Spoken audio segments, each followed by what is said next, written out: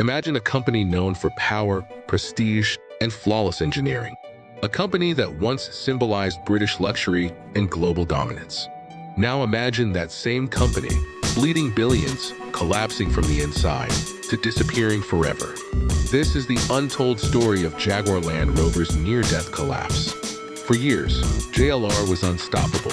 Under Tata's ownership, the Range Rover was a cultural icon. Celebrities, CEOs, royalty. But behind the sleek designs, a storm was forming. It began in China. JLR had poured massive investment. But then, suddenly, Chinese customers stopped buying. Sales collapsed. Dealers refused shipments. Inventory gathered dust. One executive quietly admitted, "We misread the market."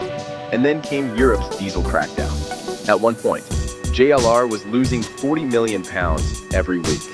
Then came the knockout punch, the global semiconductor shortage.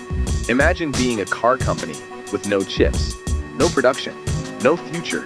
Meanwhile, the world shifted to electric. Tesla, BMW, Mercedes, Chinese EV giants, all racing ahead.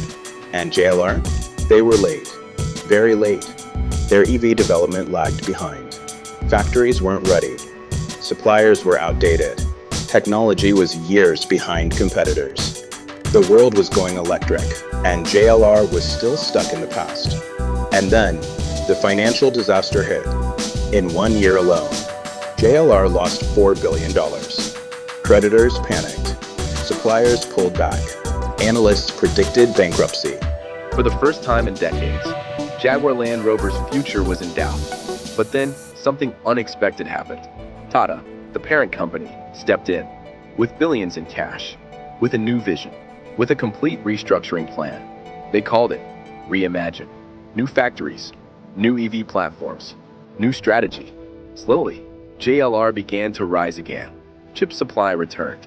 New Range Rovers sold out for months. But the question remains, can Jaguar Land Rover survive the brutal EV war?